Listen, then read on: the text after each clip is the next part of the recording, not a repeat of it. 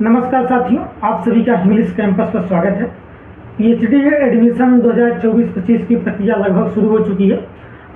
कुछ विश्वविद्यालयों के फॉर्म आ गए हैं पीएचडी एडमिशन के, और कुछ है कि जैसा कि यूजीसी का नया रूल आया कि जो नेट का पेपर है, नेट का जो स्कोर कार्ड है वो एडमिशन के लिए यूज किया जा सकेगा, तो उसके बाद शुरू हो जाएंगे एग्जाम होने के बाद। ऐसे में एडमिशन का जो आधार होता है वो होता है हमारा रिसर्च प्रपोजल। तो सबसे बड़ा सवाल यही कि प्रपोजल कैसे तैयार किया जाए, विषय निर्धारण, ये सारी चीज़ें जो भी हैं कैसे हो। तो इस पर बात करने के लिए हमारे साथ हैं आदर्श प्रकाश वाजपेयी जी। स्वागत है इनका। सबसे पहले हम आपका परिचय करा दें।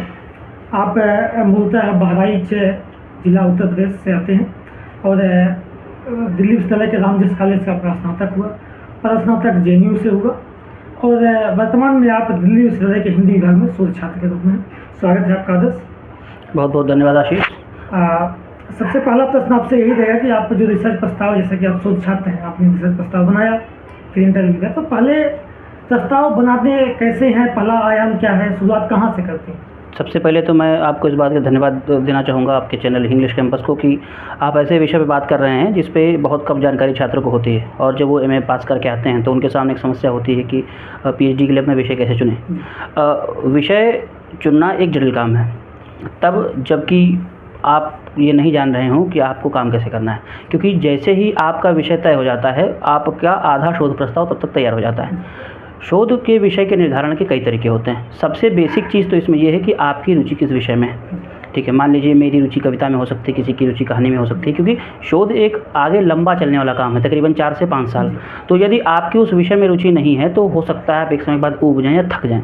तो सबसे पहले तो आप यही प्रयास करेंगे कि आप ऐसा विषय लें जो आपकी रुचि का है। हालांकि इसके अलावा और बहुत फैक्टर्स होते हैं जिसके लिए आप लेते हैं, जैसे बोर्ड को क्या पसंद आ रहा है, आप ऐसा भी सोचते हैं। कई बार आपके ऊपर किसी लेखक का प्रभाव होता है, किसी प्रोफेसर का प्रभाव होता है, या आपके जो सामाजिक सांस्कृतिक पृष्ठभूमि है उसी कारण आप विषय ले लेते हैं। तो ये सबसे पहली समस्या ये होती है कि आप कौन सा विषय लें। ठीक, जैसे आपका विषय क्या है? मैं तो भूल गया। मेरा विषय है भूमंडलीकरण के बाद हिंदी काव्यालोचना का विश्लेषणात्मक अध्ययन। ये आपने चयन कैसे कर लिया? आप अपने पे ही बता दीजिए तो चीज़ें स्पष्ट हो जाएंगी। मूल रूप से मेरा विषय ये नहीं था। मेरा विषय था हिंदी कविता में रामकथा का क्रमिक विकास। इस विषय पे मैं उसका चयन कैसे किया? हाँ, उस विषय को चुनने का जो मेरा सबसे महत्वपूर्ण कारण था वो ये था कि मेरी रामकथा में या राम कविता में बहुत रुचि है, और उसके अध्ययन के दौरान मैंने ये पाया जो कि स्वयंभू के यहाँ राम की जो कल्पना है वो अलग है, तुलसी के यहाँ राम की कल्पना अलग है, निराला के यहाँ अलग है, फिर नरेश मेहता के यहाँ अलग है। तो जब आप किसी विषय को पढ़ते हैं, आप में उसकी रुचि होती है, धीरे धीरे उस विषय की जो कमज़ोर कड़ियाँ हैं आपको समझ में आने लगती हैं। फिर आप उस तरीके से अपने विषय का निर्धारण करते हैं, जैसे कि मैंने किया। क्योंकि जब मैंने देखा ना कि अलग अलग जगहों पे राम की अलग अलग छवियाँ हैं, तभी तो मेरे दिमाग में आया कि राम कथा का कहीं ना कहीं विकास हुआ है। अब वो पतन भी हो सकता है, उत्थान भी हो सकता है, लेकिन उसकी कड़ी बढ़ी है। एक समस्या दिखी। तो जब आप अध्ययन करते हैं, और इसके लिए कई काम करते हैं, जो आप अध्ययन करेंगे तो आपको बहुत सारे वेबसाइट्स को देखना पड़ेगा, शोधगंगा है, और आपको यूनिवर्सिटी के कैटलॉग देखने पड़ेंगे, शोध स्मारिकाएँ देखनी पड़ेंगी, रिसर्च पेपर्स पढ़ने पड़ेंगे, आपको पुराने काम जो हुए हैं उससे संबंधित किताबें छपी हैं। तो ये सब सारी चीज़ें जब आप इनका अध्ययन करेंगे तो आपको समझ में आएगा कि इस विषय पे ये चीज़ें बाकी हैं। हो सकता है कई बार आप जब आप पढ़ना शुरू करें तो आपको ये लग सकता है कि अरे इस विषय पे काम नहीं हुआ, मैं जाके इस विषय पे काम करूँ। लेकिन एक टाइम के बाद जब आप उसको पढ़ेंगे, उसके बारे में जानेंगे, तो आपको पता चलेगा उस तरीके 10 काम उस पर हो चुके हैं। जैसे अभी आपको लगता है कि निर्मल वर्मा में काम नहीं हुआ है, लेकिन जैसे ही हम उस शोधगंगा खोलेंगे टप टप टप टप निर्मल वर्मा पे 10 काम आ जाएंगे। तो जब आप पढ़ेंगे, बहुत सारी चीज़ें देखेंगे, तो आपको ये बात समझ में आएगी कि उसमें से आपको क्या चुनना है। बिल्कुल। जैसे आप हिंदी के शोध छात्र हैं, हम भी हैं, आप भी हैं, तो मैं हिंदी में पहले बात करूँगा कि जैसे आप अभी कोई नया जो एमए का छात्र है वो विषय धारण करना चाहे कुछ अपना, तो क्या क्या बिंदु हैं कि कहाँ कहाँ देख सकता है वो? विषय के लिए, पढ़ने के लिए, या फिर काम करने के लिए? काम करने के लिए क्या क्या आयाम है, कहाँ कहाँ जाए वो? सबसे पहले तो उसके लिए शोधगंगा एक साइट है, और उसके बाद एक सिनॉप्सिस की साइट होती है, उसका मैं नाम शोधगंगोत्री, वहाँ से आप सिनॉप्सिस देख सकते हैं, आपको पता चले किस पे काम हो रहा है। तीसरी, हर विश्वविद्यालय की अपनी कैटलॉग होती है, जैसे डीयू की है, बीएचयू की है, बड़ी बड़ी जामिया हैं, जेएनयू है, इनकी सबकी वहाँ से आप देख सकते हैं। रिसर्च पेपर्स आप पढ़ सकते हैं। हालांकि कई बार रिसर्च पेपर्स की अच्छी नहीं होती है, लेकिन रिसर्च पेपर भी इसमें आपकी बहुत सहायता करते हैं। और इसके अलावा किताबें जब आप पढ़ेंगे, जैसे मान लीजिए आपकी कहानी में रुचि है, तो आप जब 10 किताबें कहानियाँ पढ़ेंगे, आपकी कहानी किताबें आलोचना की या कहानियों की, तो आपको उसमें भी कई बार समस्या नजर आएंगी। तो यहाँ खोज के आप पता कर सकते हैं कि किन किन विषयों पे काम हुआ, किन किन विषयों पे नहीं हुआ। इसके अलावा आप पुरानी पीएचडीज देख सकते हैं, वो भी एक तरीका है। ये अवेलेबल हो जाती है पुरानी पीएचडी? हाँ, ये ज़्यादातर जो है आपको शोधगंगा की साइट पे मिल जाएंगी। ठीक है। अच्छा, विषय निर्धारण जैसे आप जेएनयू में इंटरव्यू देने जा रहे हैं, डीयू में जा रहे हैं, बीएचयू में जा रहे हैं, तो सब में एक ही विषय चल जाता है या अलग अलग ले जाना पड़ता है? कैसे, मतलब यूनिवर्सिटी की भी तो भूमिका होती होगी ना, उसका रुख किधर है? हाँ, ये कहा जाता है यूनिवर्सिटीज़ की भूमिका होती है कि कोई यूनिवर्सिटी किसी चीज़ को पसंद कर रही है, कोई यूनिवर्सिटी किसी चीज़ को पसंद कर रही है, लेकिन पाँचों उंगलियां बराबर नहीं होती हैं। इसी प्रकार से हर यूनिवर्सिटी में सारे प्रोफेसर एक चीज़ को लेकर यूनिफॉर्म थॉट में नहीं सोचते हैं। हाँ, तो हर विश्वविद्यालय इसी तरीके से अपॉइंटमेंट करता है कि उसमें अलग अलग थॉट के लोग आएँ। तो यदि आप अपने विषय पे पूरे कमांड के साथ जाते हैं और आप ये दिखा पाते हैं कि इसमें कुछ नवीन है, तो लगभग सारी यूनिवर्सिटी इसको लेती है। जैसे दिल्ली विश्वविद्यालय के बारे में इस बार कहा जा रहा था कि विमर्श संबंधित साहित्य जो है उस पर काम नहीं करेंगे, और इसके खिलाफ ट्रेंड में चीज़ें चल रही थी, लेकिन उस पर काम हुआ है। हाँ, तो ये नहीं है कि यूनिवर्सिटीज़ किसी चीज़ को लेकर खिलाफ हो जाती हैं। हाँ, आप अगर उस चीज़ को दिखा पा रहे हैं कि आपका उस विषय पे कमांड है, तो लेती हैं, बिल्कुल लेती हैं। ठीक है। विषय की बात हमने किया, विषय का एक जैसे रिसर्च प्रस्ताव बनाते हैं, उसका एक प्रारूप होता है। हम प्रारूप पे बात करेंगे, प्रारूप कैसे बनाया जाता है, क्या क्या विशेष तत्व होते हैं प्रारूप में, वो ज़रा विस्तार से हम बताएं। हाँ, शोध प्रारूप यानी कि जिसे हम सिनॉप्सिस कहते हैं, उसके बनाने में सबसे पहली चीज़ तो सबसे महत्वपूर्ण वो है आपका अध्ययन। किसी भी विषय को पे काम करने से पहले आपको उस पर तकरीबन कई किताबें पढ़नी चाहिए, 4 किताबें, 5 किताबें, या हो सकता है कि जिस विषय पे आप काम करो उसका टेक्स्ट पढ़िए। ठीक है, कोई उदाहरण लेके आप समझा रहे हैं? जैसे मेरा विषय है जो था पहले हिंदी कविता में रामकथा का क्रम विकास, तो इस पे काम करने से पहले मुझे पढ़ना पड़ा, रामचरितमानस पढ़नी पड़ी, राम की शक्ति पूजा पढ़नी पड़ी, संशय की एक रात पढ़नी पड़ी, स्वयंभी की रचनाएं पढ़नी पड़ी, वेद में देखना पड़ा। उसके बाद मैंने ये पढ़ा कि इस पे आलोचनात्मक पुस्तकें राम काव्य पे क्या क्या आएंगे। ठीक, तो इससे मेरे पास एक बेसिक आइडिया मेरे पास तैयार हुआ कि मुझे क्या काम करना है। तो अब इसके बाद क्या होगा कि इन चीज़ों को मैं नोट करता चलूँगा, उदाहरण जो हैं उनको अलग रख लूँगा। फिर जब मैं प्रस्ताव लिखने बैठूँगा तो सबसे पहली चीज़ होती है प्रस्तावना। प्रस्तावना में आप दिखाते हैं कि उस विषय की जो सीमाएँ हैं वो कहाँ तक हैं। जैसे मेरा विषय था तो मैंने उसमें पूरे बताया कि राम कविता का शुरुआत कहाँ से होती है, राम कविता में सोपान कहाँ आते हैं, कितना उसका विकास हुआ है, और आज तक की जो स्थिति है उसमें राम कविता कहाँ तक आती है। हाँ, प्रस्तावना में आपको बताना पड़ता है। फिर सबसे आखिरी में प्रस्तावना में आपको ये बताना पड़ता है कि जो आप ले रहे हैं वह समस्या कैसे उठी। प्रस्तावना कितनी बड़ी हो सकती है? मतलब अधिक से अधिक 1 से 2 पेज, इससे अधिक नहीं करनी चाहिए। सिनॉप्सिस को जितना आप संक्षिप्त रखेंगे उतना अच्छा रहेगा। तो प्रस्तावना 1 से 2 पेज आपकी काफ़ी होगी, 2 पेज 2.5 पेज से ज़्यादा नहीं होनी चाहिए। फिर दूसरी चीज़ होती है शोध प्रश्न। शोध प्रश्न वह बेसिक कड़ी है जिसके द्वारा आप अपनी सिनॉप्सिस लिखना शुरू करते हैं, क्योंकि कोई विषय पे आपको काम करना है, कैसे पता चलेगा? जब आपके दिमाग में सवाल उठेंगे, समस्या कहाँ है। हाँ, तो उस पर आपको तकरीबन 4 से 5 से 6 जितने आपके बन सके आपको शोध प्रश्न बनाने पड़ेंगे। शोध प्रश्न ऐसे होने चाहिए कि जो आपके विषय में सारे डायमेंशंस को दिखाते हों।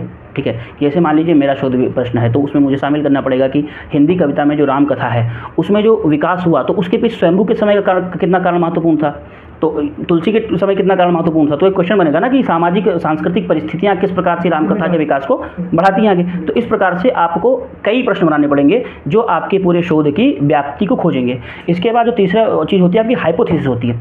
जब किसी विषय पर आप पढ़ेंगे तो आपके दिमाग में एक धारणा बनेगी। हाइपोथेसिस आप ये मान के चलिए आपकी जो सिनॉप्सिस उसका प्राण है।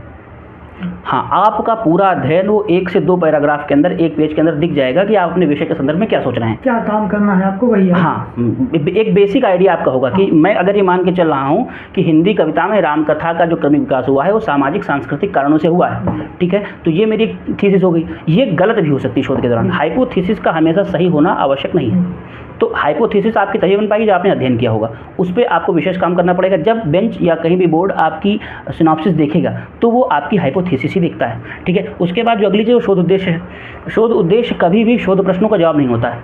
मैं आपको बताऊं, शोध उद्देश्य होता है कि जो आपने सोचा है, ठीक है, जो आपकी परिकल्पना है, यदि वो सही होती है या वो गलत भी होती है तो उसके क्या परिणाम निकलेंगे।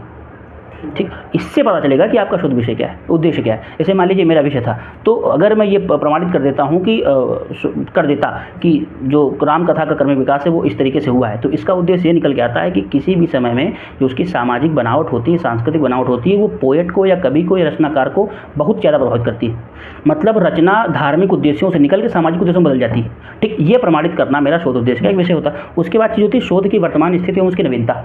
यह एक महत्वपूर्ण चीज़ है, क्योंकि जब बेंच आपके सामने बैठेगी तो आपसे यही सवाल पूछेगी कि हम इस विषय को एंटरटेन क्यों करें। हाँ, नया क्या करेंगे, नया क्या करेंगे क्या? हाँ, तो उसमें आपको बताना पड़ेगा कि देखिए श्रीमान, ये मेरे काम हो चुके हैं इस विषय पे, अब मैं इस नई चीज़ को लेके आया हूँ। या कई बार ऐसा भी हो सकता है कि आप किसी ऐसे विषय पे लेके जाएं इस पर काम हो चुका है, तो आपको दिखाना पड़ेगा कि ये काम क्यों पुराना पड़ चुका है, आउटडेटेड क्यों है, और मेरा काम क्यों महत्वपूर्ण है। नई सोच दृष्टि डालें। हाँ, अब इसके बाद अगली चीज़ ये कि शोध प्रविधि कैसे होगी, उसमें आपको बताना पड़ेगा कि आप किन किन तरीक़ों से काम करेंगे। इसमें ऐतिहासिक अध्ययन भी होता है, विश्लेषणात्मक अध्ययन भी होता है, पाठपरक होता है, मतलब आप पूरा बताएंगे कि पूरी रचनाएँ कैसी आती हैं, फिर उसका एनालिसिस करेंगे, फिर उसमें उसका पाठ करेंगे और तमाम चीज़ें ऐसी होती हैं। फिर उसमें संभावित अध्याय विभाजन होता है। देखिए शोध जो होता है वो तकरीबन 300 से 400 पेज, 250 पेज, जितना आप लिख सकें उतना होता है। तो अगर आप एक ही अध्याय में पूरा लिख देंगे तो 2 समस्याएँ होंगी। एक तो ये होगी कि वो नीरस हो जाएगा और दूसरी समस्या होगी कि व्यक्ति को आइडिया नहीं लग पाएगा कि वो कहाँ से शुरू करे और कहाँ ख़त्म करे। तो आपको अपने पूरे विषय को उसको विभाजित करना पड़ेगा, कम से कम 4 भाग में, 5 भाग में, 6 भाग में। तो उसमें आपको विषय का बैकग्राउंड, विषय का एनालिसिस और आखिरी में उपसंहार कि आप क्या सोचते हैं, ये सारी चीज़ें आपको उसमें शामिल करनी पड़ेंगी। हाँ, 4 भी कर सकते हैं आप, 5 भी कर सकते हैं, या मैं कहूँ कि आपको उस हिसाब से करना चाहिए जिसमें आपके विषय की व्याप्ति जाती है। अगर आपको लगता है कि 7 विषय भी आपको बनाने, तो आपको बनाने चाहिए, क्योंकि हो सकता है कि आपका विषय ज़्यादा महत्वपूर्ण, ज़्यादा व्यापक हो, आप कैसे करेंगे। फिर उसके बाद आती है संदर्भ ग्रंथ। संदर्भ ग्रंथ में 2 होते हैं, एक आधार ग्रंथ, एक सहायक ग्रंथ। आधार ग्रंथ वो ग्रंथ होते हैं जो बेसिक टेक्स्ट होता है, जैसे मेरा विषय है तो उसमें रामचरितमानस या पौमचर्यू या बाकी जो रचनाएं हैं ये बेसिक टेक्स्ट है, जिन पे आप काम करेंगे। सहायक ग्रंथ होते हैं कि इसको समझने के लिए हम अन्य विषयों का जो करेंगे, जैसे मान लीजिए मनुष्य आलोचना की पुस्तकें भी हो सकती हैं, कविता की पुस्तकें भी हो सकती हैं। जैसे मान लीजिए मेरा विषय है तो उसमें मैं सुंदरकांड पाठ पुनर्पाठ मनुष्य की पुस्तक है, मैं उसको पढ़ूंगा। फादर कामिल बुल्की की पुस्तक है रामकथा उत्पत्ति विकास, में उसको पढ़ूंगा। ये आधार ग्रंथ मेरा नहीं है, लेकिन मैं सहायक ग्रंथ है, क्योंकि इससे मैं अपने विषय को समझ पाऊंगा। और इसके बाद सहायक ग्रंथ आते हैं। सहायक ग्रंथ में वही है कि जो उस विषय को लेके जो उसके आनुषांगिक ग्रंथ हैं वो सहायक ग्रंथ होते हैं। तो इस प्रकार से आपकी पूरी जो है सूची समाप्त होती है। अब इसमें ये कई बार प्रश्न हो सकता है कि आधार ग्रंथ कितने हों, सहायक ग्रंथ कितने हों, इसमें आपको सीमा आप कैसे बनाएंगे, ये सवाल होता है। तो सवाल इसको आप इस तरीके से देखिए कि आपके अध्ययन का सामर्थ्य आपके अंदर कितना है। जैसे हो सकता है, जैसे जब मैंने विषय लिया था तो उसमें तकरीबन आधार ग्रंथ मेरे 68 किताबें थी, बहुत ज़्यादा थी, लेकिन हो सकता है कि मैं इस पर काम नहीं कर पाता, या हो सकता है मैं इसे कर पाता।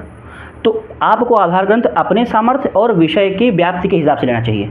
देखिए संस्कृत काव्य शास्त्र में कहते हैं किसी भी चीज़ की अतिव्याप्ति और अव्याप्ति नहीं होनी चाहिए, मतलब ज़्यादा भी ना हो कम भी ना हो। तो आपको आधार ग्रंथ उतना ही रखने चाहिए इस पर आप काम कर सकें। सहायक ग्रंथ उस विषय को समझने के लिए जितनी महत्वपूर्ण पुस्तकें वो आपको सारी रखनी पड़ेंगी, क्योंकि हो सकता है कि आप कोई पुस्तक छोड़ दें और उसमें कोई महत्वपूर्ण चीज़ रही हो। तो ये एक चीज़ है। हम सरल शब्दों में कहें तो मतलब काम चलाऊ करना है या सीरियस करना है, हाँ, उस हिसाब से भी हो सकता है। उस हिसाब से हो सकता है। सिनॉप्सिस का लिखने का सारा खेल इसी चीज़ का है, अन्यथा आप कट कॉपी पेस्ट कर दीजिए, क्या दिक्कत है। हाँ वही है, ठीक बात है। अच्छा, ये विषय बन गया, फिर इंटरव्यू।